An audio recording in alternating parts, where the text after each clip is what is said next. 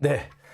아이고, 방송 나가는, 옆에 중간에 코드 나가는 동안에 제가 방송을 좀 이렇게 그 화면을 바꿔야 되는데, 넋 놓고 있다가, 네. 타이밍을 또 놓쳐버렸네요. 자, 지금 현재 3,600여 분 함께 해주고 계십니다. 자, 다음 얘기 본격적으로 들어가 보겠습니다. 자, 다음 얘기는요, 윤석열의 지지율 얘기를 좀 해볼까 합니다.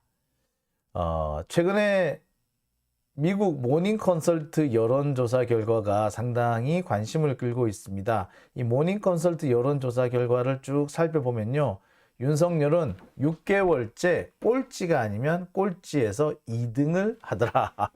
그러니까 한마디로 말해서 최하위를 벗어나고 있지 못하고 있더라. 꼴찌라뇨? 예. 전 세계 22개 나라를 여론조사를 해서 그 나라 대통령 혹은 수상의 지지율을 지금 뽑고 있는데, 윤석열은 항상 22명 중에 22등이더라. 일단 이번 주는 이렇게 나왔죠. 예. 꼴찌 나왔습니다. 자세히 보여드릴까요? 예. 지난주까지 꼴찌였던 노르웨이의 요하네스 가르 스테레 총리가 지지율이 갑자기 한 주 사이 껑충 뛰었어요. 21%였던 분이 27%로 껑충 뛰어 올랐습니다. 그리고요, 네덜란드 총리 27%고요. 그 다음에 자, 마크롱 대통령, 프랑스의 마크롱 대통령이 지지율이 27%로 지금 엄청 떨어졌네요. 자, 그런데 윤석열보다 긍정 지지율이 낮은 사람이 있습니다. 누구? 예, 후미오 기시다, 일본 총리의 지지율입니다. 후미오 기시다 총리는 지지율이 현재 21%입니다. 지지율로만 따지면은 윤석열보다 지지율이 더 나빠요.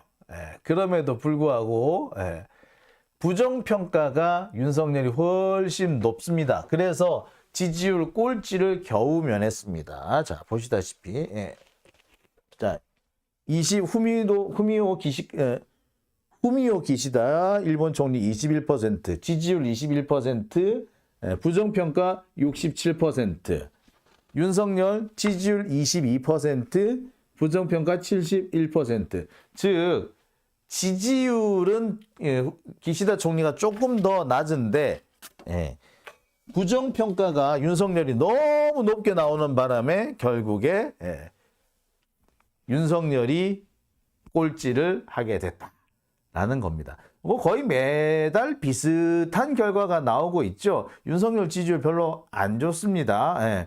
특히 지지율은 뭐 어떻게 꼴찌를 면하는 경우가 있는데, 부정평가가 너무 높다 보니까 꼴찌까지 뚝뚝 떨어지는 일들이 있더라. 자, 그게 지금 현재 윤석열의 상황이더라는 겁니다. 자, 이 윤석열의 지지율이 이렇게 낮은 것은 어제 오늘 일은 아닙니다. 보시다시피 윤석열 지지율은요, 지난해 7월 이후에 계속해서 나빠졌어요.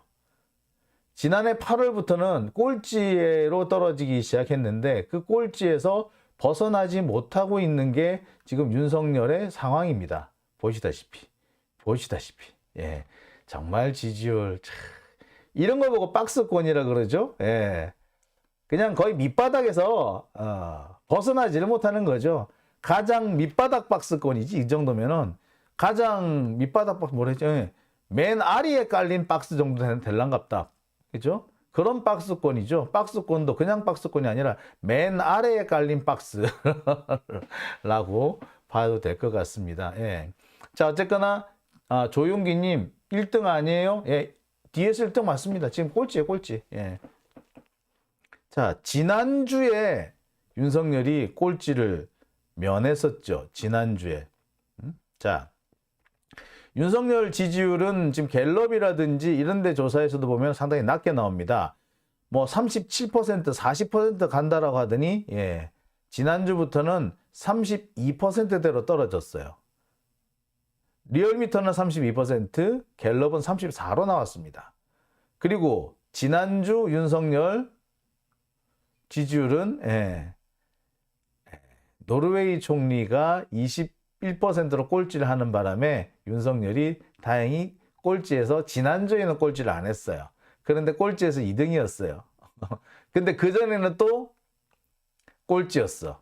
그러니까 한 주 건너 한 주 꼴찌를 하고 있는 거죠. 이번 주 꼴찌면은 다음 주는 꼴찌면 하고 그 다음 주에 또 꼴찌하고 왔다 갔다 합니다. 자,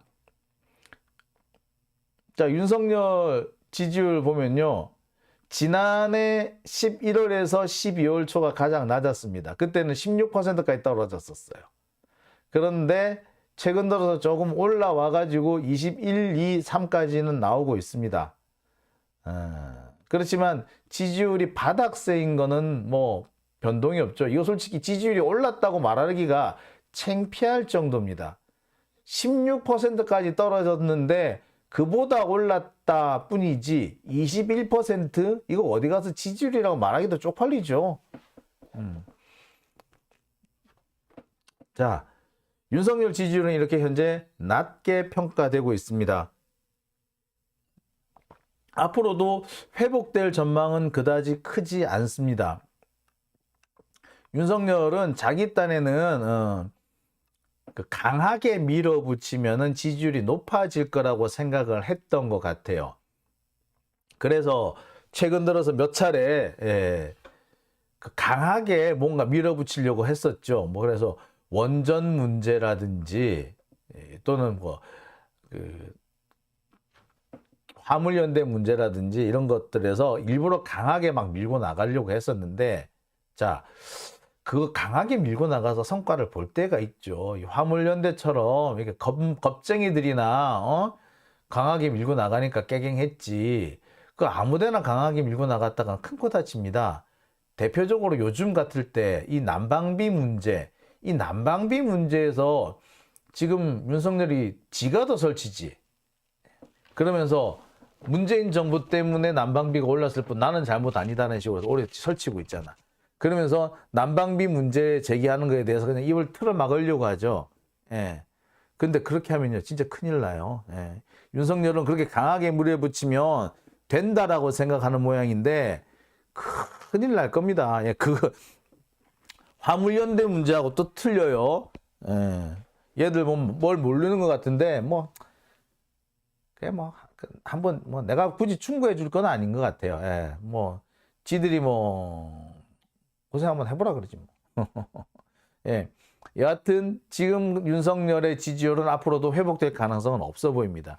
이렇게 지지율이 낮아졌을 때, 이렇게 밑바닥을 갈 때 지지율을 반전시키는 가장 좋은 방법은 윤석열이 쓰는 것처럼 몽둥이 들고 반대편을 후려잡는 게 아니고요. 그거는 그래봤자 자기 편들의 자기 지지자들을 결집시킬 수는 있기 때문에 잠시 조금 반등할 수는 있지만 지지율을 완전히 하락세를 뒤집어 놓지는 못해요. 이럴 때 21%, 22% 이렇게 바닥을 길 때는 지지율을 근본적으로 뒤집을 수 있는 대책이 필요한데, 그 가장 좋은 방법은 상대편한테, 그러니까 자신의 정적한테 손을 내미는 거예요. 자, 예컨대, 자, 윤석열이 갑자기, 내일 우리 이재명 대표 우리 한번 보시죠. 청와대에서 한번 보시죠. 라고 했다고 해보세요. 이재명 지지율이 올라갈까요? 윤석열 지지율이 올라갈까요? 윤석열 지지율이 올라가요. 대폭 올라갈걸요? 그 다음에 또 있습니다. 3.1절 사면, 3.1절에 보통 사면도 많이 하거든요. 3.1절 사면에 정경심 교수 포함시킬 거다라고 해보세요. 누구 지지율이 올라갈까요? 윤석열 지지율이 올라갈 거예요. 이렇게 지지율이 바닥을 길 때, 자신의 지지율이 잘 안 오를 때는 뭘 해야 된다? 정적들한테 호의를 베푸는 모습을 보여야지 지지율이 확 떠요. 근데 윤석열은 사실 지금까지도 그렇게 약하게 했던 게 아니라 흐지부지하게 힘이 없이 행동한 게 아니었잖아. 문재인 대통령 같은 사람은 너무 힘없이 끌려왔기 때문에 오히려 강하게 나갔으면 지지율이 올랐을 거예요. 그런데 윤석열은 시작부터 얘 너무 지멋대로 그냥 바지를 거꾸로 입었네 말았네 하고 그렇게 옷매무새를 함부로 하고 다니는 놈이, 그런 놈이 너무 지멋대로 설쳤잖아요. 주변 말 안 듣고. 그러는데 지가 더 강하게 나간다는 식으로 했으면 사실은 지지율이 잠시 반짝할 수는 있을지언정 자꾸 내려갑니다. 자신이 지금까지 해왔던 모습과는 반대의 모습을 보여야 되는 거예요.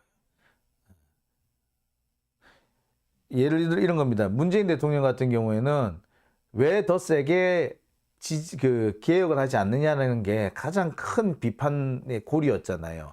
그렇기 때문에 박근혜를 석방해줬다고 사면해줬다고 해가지고 지지율이 그다지 오르지 않았어요.